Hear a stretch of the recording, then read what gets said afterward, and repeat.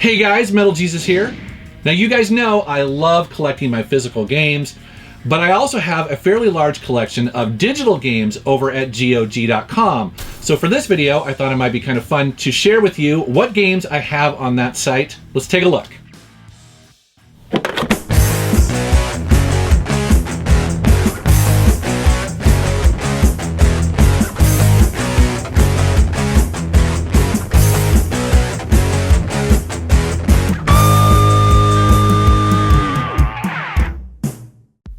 All right, guys, let's take a look at my GOG library. And to my surprise, I have 87 games in here. I had no idea. It's because they keep releasing awesome games, and many of these are very cheap. They run sales all the time.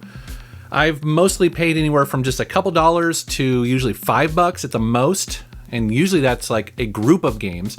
And maybe $10 is the most I paid for one of these games, but I'm not going to go through every single one of the games, but I'm going to show you the ones I think are kind of interesting and unusual. And we're going to start off with Chronicles right here. This was is a RPG. It's a Western RPG that has mixes of Japanese RPGs in here. And it was a really unique game at the time. It was released in 2001, and it's based on the Quake 2 engine. And I don't think it sold very well. I think it came out at kind of a weird time. Maybe it was ahead of its time a little bit.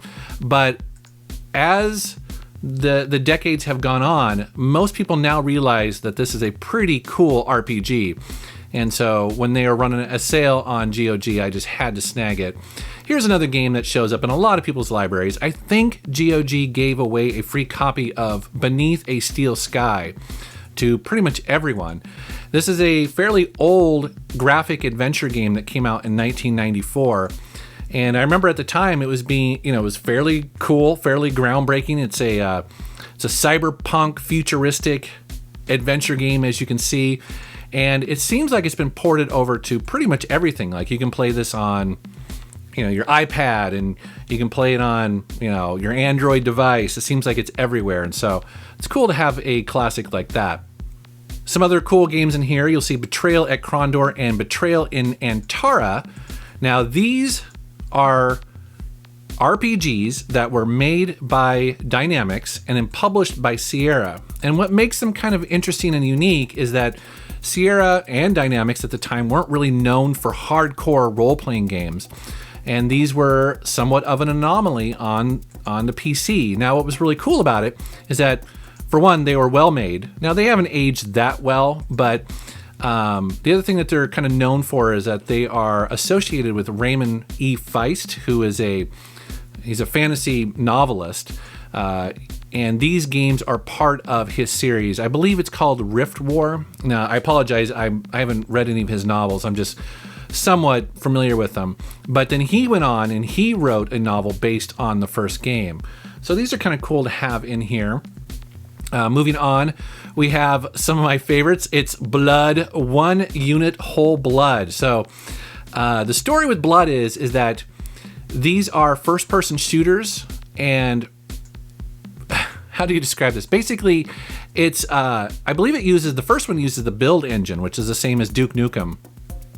But these are more horror based than comedy based that Duke was known for. Now, an interesting little piece of trivia is that Monolith, which is the publisher and I believe the developer for this, a lot of people from Sierra, when that closed, went to Monolith, and I know several people who worked at Monolith at the time when this came out.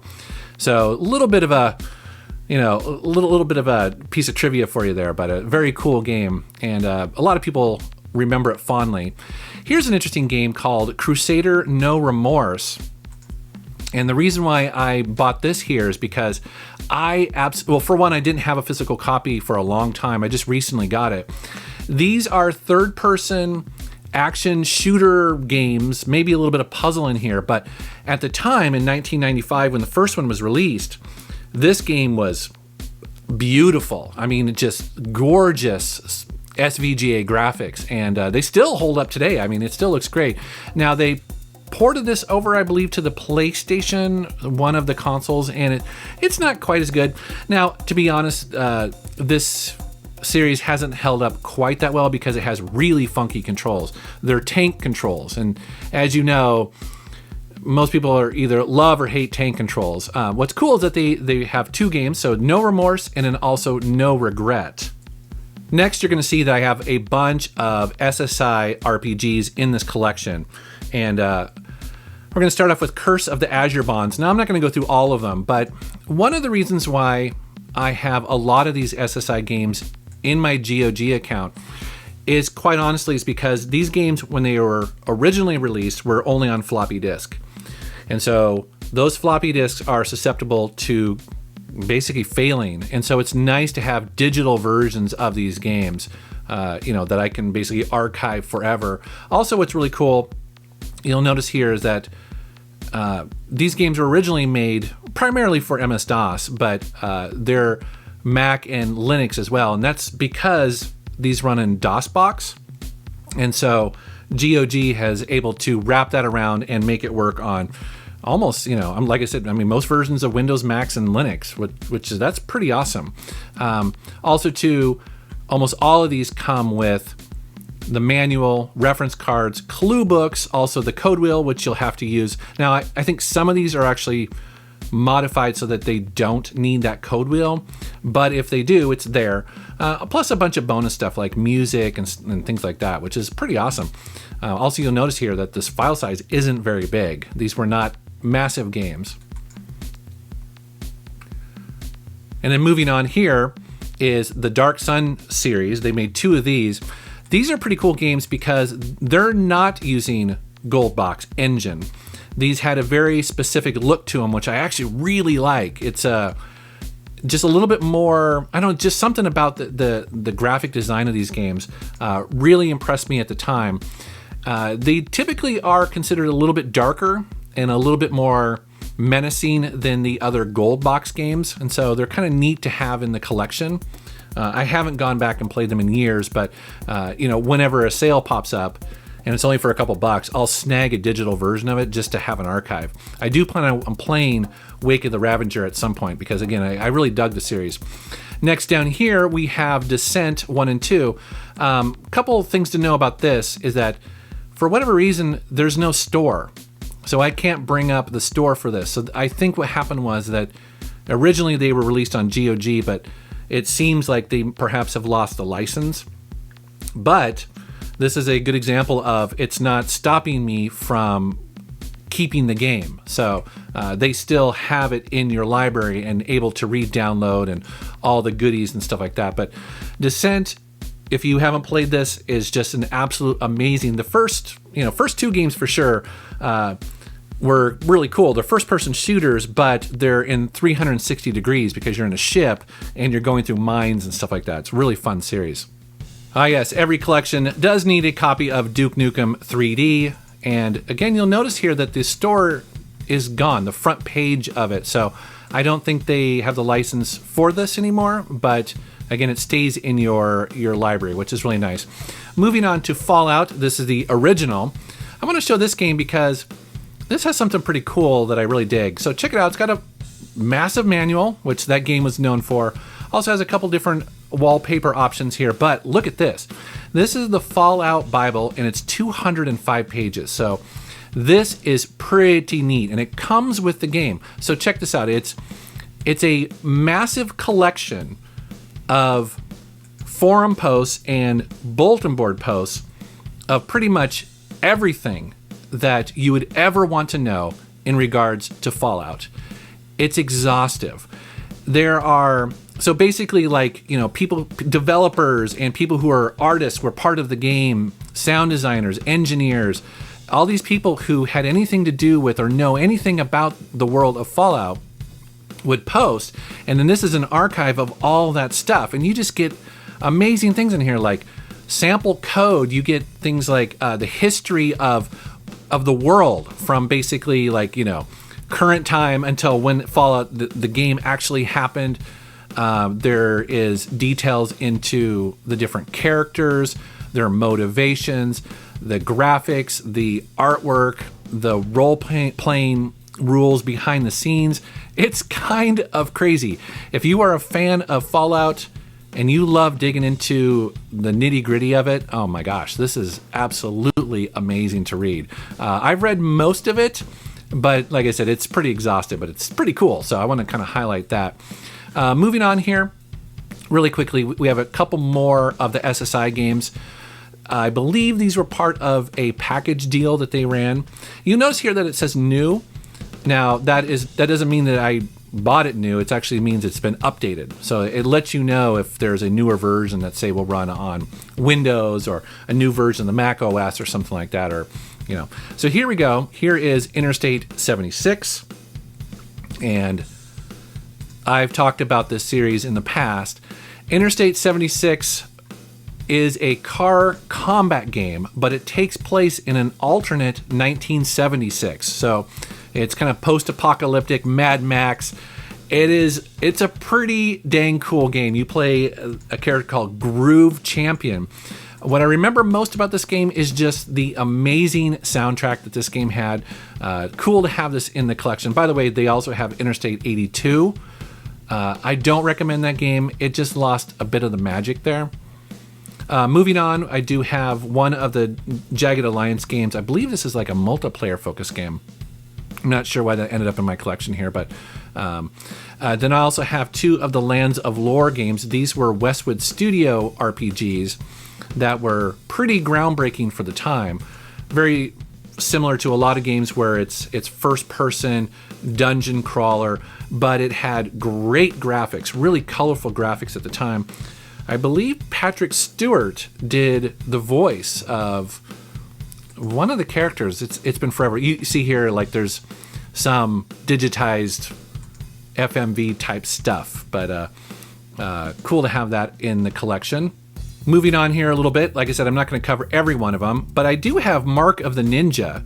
This is one of the newer games that I bought on GOG, and I bought this game because it's such a great game, and I wanted a DRM-free version of it. This is a 2D stealth game that does stealth better than almost any game I've ever played. I absolutely love this game, and so it's cool that they had it on here. And again, it's DRM-free, so I can download it, make a backup if I want to. Next up is Moto Racer. Several of you have messaged me about this when I talk about old school racing games. A lot of you ask me if I'm familiar with the series, and oh man, I played the first game so much. This scene right here is burned in my memory. It's such a great motorcycle racing game, and yeah, really cool to have it in my collection here. I haven't played the second or third one that much, so if those are worth playing, let me know. But this one definitely has all the nostalgia. This is such a great game because the motorcycles just, they perform so well. They control so well. This is a series I think they rebooted it, but I don't know. They just need the magic. They need the magic back. Mountain Blade, I don't even know what that is. That might have been a free game. Occasionally they do that where they'll run a thing where you get a free game. So Nox is another RPG that not a lot of people know about. I did not have a physical copy of this game until recently.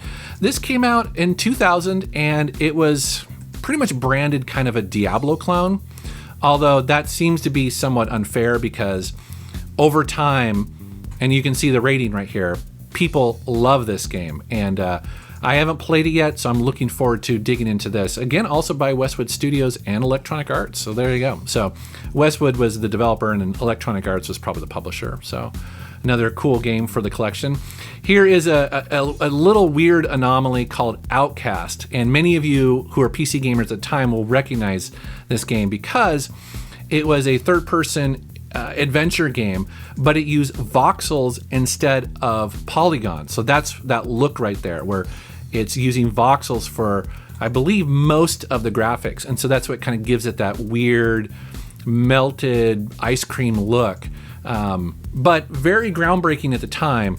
Didn't sell very well as far as I remember. It was mostly memorable for its graphics, but I believe they're actually rebooting this series or rebooting this game for modern engines. So I'm kind of curious to see how that turns out.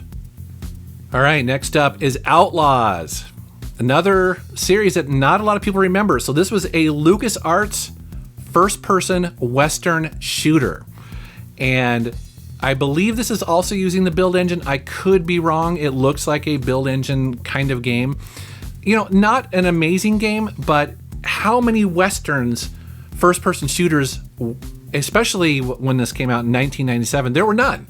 This was it. And this is, you know, if you like those early style of first-person shooters, which are really fast, definitely give this one a shot. It's usually not very expensive. You can see it here for $6. You can often get it even a little cheaper. A little bit of a hidden gem. Here's a game I talk about all the time. I buy it on every format I can possibly buy it on, and that, of course, is Planescape Torment. This is an amazing RPG, unlike any other. If you haven't played this game and you like these old school computer RPGs, definitely check this one out. It's brilliant. I'm a little bit of a spoiler, not really, but if you get stuck in a game, just kill yourself, because that's what you need to do. So, all right, next up is Pod, or Planet of Death. I think that's what that stands for. This is a first-person racing game. Man, look at those textures. It's funny because at the time, the graphics in this game were groundbreaking. This is one of the first games I remember that actually, I don't know if it required or it supported the Intel MMX extensions on the processor. But when this was running and you had it going, it was pretty damn awesome. Now, this game is relatively difficult to get running today. You guys know that I recently made a Windows 98 machine. It won't run this. There's something about this game that just it either needs a patch or something like that. So anyways, that's why I bought it here, just to have a digital archive that's been modified to run on modern systems. A couple more SSI games here, including the Ravenloft series. And these are, of course, gold box games. Also, Realms of Arcania. This is a series, and I apologize, I haven't played much, but I intend to. These are RPGs that are based around a German, I believe it's like a German tabletop RPG. I've heard great things about it. I just haven't played much of it, so I'm not going to embarrass myself and pretend like I have. But Redneck Rampage, another series of first-person shooters that are absolutely hilarious. If you have played the series, it needs no introduction. It is exactly what it is. It's rednecks blowing stuff up, shooting stuff. It's really fun. It reminds me a little bit of the Serious Sam series, where it's shooters that are just having a great time. And so it's cool to have that. Coming down here, Screamer is an arcade racing game. They made a couple of these. Not super impressive games. Actually, Screamer 2, which they also have here, is the better game. But they're arcade racing games, and again, I remember them fondly because at the time, that's kind of what I was playing and collecting. Moving on to Septa Rock, Legacy of the Creator. This is another little bit of a hidden gem that not a lot of people know about. Now, look at this. First of all, look at these pre-rendered graphics here that look amazing. So the deal with this game is that it was really one of the first times that a Western developer tried to capture the essence of a Japanese role-playing game, but bring it to the North American market. And they did an admirable job. This is actually a really decent game. It's not perfect, but it's definitely really cool. And as you can see, the graphics stand up. I mean, I think it's because of those pre-rendered backgrounds and also characters that they just don't look, I don't know, they don't look fuzzy or, dated as much. So next up is Shadow Warrior. You no mess with the Lo Wang. So these are build engine games. So they are based on a little bit of naughty there, on the Duke Nukem engine, but they're modified to, basically just have some more enhancements. All I remember is that this game had a samurai sword that you could slice people apart, and that never gets old. It's just kind of like Duke Nukem. These are silly, over-the-top, fun, first-person shooters. So it was cool to get this in the collection.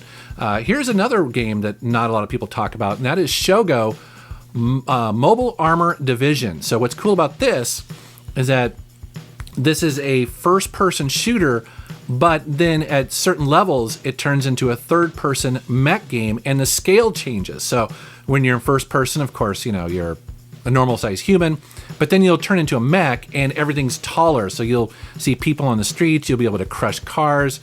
It's a really fun game. It's not perfect by any means, but it's super cool. And again, also by Monolith. So just one of those games that no one really talks about. All right, then we have Slipstream 5000, another game I have talked about on my channel before. And this is a futuristic flight racing game. And the sad thing about this game is that it doesn't really look that great in still shots. It doesn't support 3D acceleration, so when it's stopped, it looks blocky, but in motion, this game is so much fun. Basically think Wipeout, but you're flying, and it's really cool. Like, you have power-ups and things like that. I go back and I play Slipstream 5000 several times a year, just because it's one of those games you can pick up and play, have a great time. Next up is a game, again, maybe not many people will remember, and that is by Activision, called Spycraft: The Great Game. This is a graphic adventure game, but it has full motion video. It's a spy game. And what's cool about this game is that it's kind of a serious spy game. I mean, you play it now and it's kind of silly because the full motion video is kind of bad, but they put a lot of time and effort into this game to really do a spy game with the gadgets and the espionage and the backstabbing and the political intrigue. It's not a perfect game, but it is really cool. And if you like these kind of games or you want to play something different, totally worth $6. Next up, two masterpieces. And that is Star Trek 25th Anniversary and also Judgment Rights. So, back in the day, if you like the old Star Trek, this is kind of the next best thing. And these were graphic adventure games based on the original Star Trek universe from the 1960s. But what's cool about it is that they got almost all of the entire cast back to do the voices. And another thing that's really cool about this too is that there's multiple episodes, so it's designed to feel like the television show. And I'm looking at these graphics, I'm like, oh man, it's like taking me back, especially this dude right here. That dude, like, I remember that dude. And then also Judgment Rights is another really good one. So yeah, if you like Star Trek and you like graphic adventure games, either one of these is really, really good. Star Gunner is a shooter. Not sure if I bought that or if that was a freebie. Down here is Stone Keep, another RPG, computer RPG that a lot of people remember. Check this out. We got the System Shock Classic, Enhanced Edition, and then also System Shock 2. This is an example where they just go all out with the extras. So you have a manual in different, obviously, languages, hint book, maps, strategy guide. Check this out. Then also it has the soundtrack both for MIDI, which is pretty cool, and then also an MP3 if you want to put on your iPod, and then TV commercials and artwork. On System Shock 2, look at this. They have radio interviews. They got the soundtracks again. They have a Shodan full-size render, which is like for if you want to basically do wallpaper or whatever. The pitch document's really interesting. This is exactly what it says. It's the original concept that was used to pitch the idea for the game. So cool little extras there. Next up, we have a series of graphic adventure games I've really enjoyed over the last couple of years, and that is the Tex Murphy series. We have the most current one here, and then we also have the first, second, and I believe Pandora Directive is the third, or maybe the fourth one, I forget. But these are really cool. These are, like I said, these are graphic adventure games, and what's cool about them is that they feature full motion video, and it's absolutely hilarious. Like, the acting is completely over the top. They're also film noir, So they have that kind of 1930s vibe. However, the setting is in the future. So it's cyberpunk. It's a really cool, really unique series, and they're a lot of fun. Now, to be fair, this is the most current one here. This is the Tesla Effect. This came out in 2014, I believe.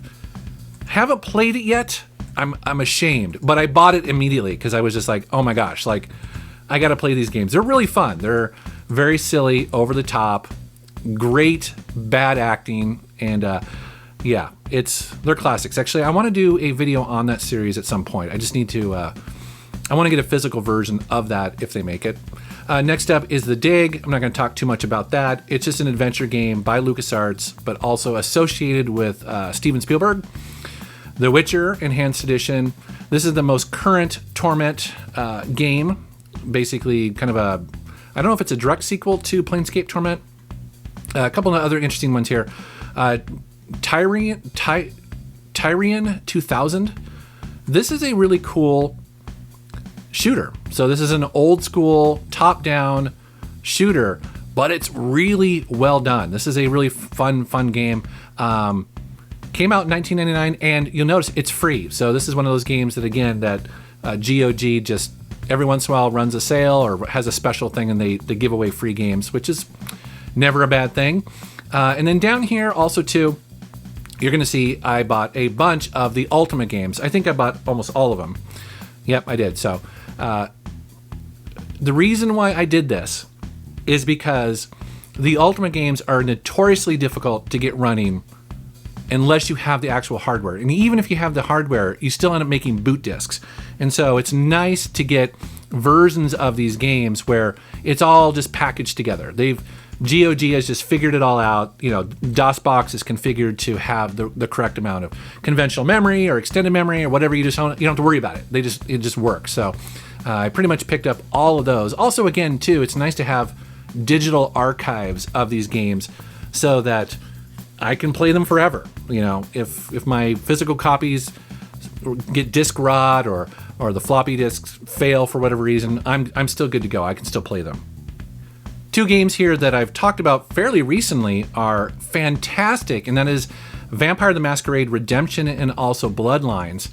And these are vampire RPGs that are so much fun. Now, each one of them is a little flawed, but look at this. This is the rating. Now, if you've been paying attention to some of these games I've shown on here, most of them are, say, 4.5, maybe 4 stars. Very few are perfect 5 stars.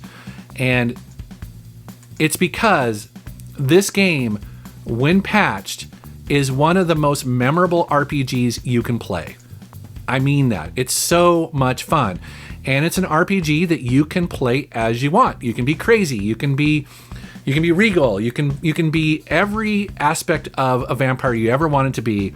Multiple solutions, just so cool. So this was a must own for me. Absolutely love this game, and great graphics too. Also, this was the first Source game, I believe, because it came out before Half-Life 2, just barely. It was like a week or something like that. But anyways, definitely check out Vampire the Masquerade.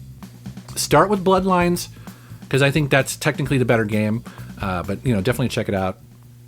And then finally, to wrap it up here, you see I have Wing Commander 1 and 2. Wing Commander 2, of course, being my probably all-time favorite. I just have very fond memories of playing this game. Look at that.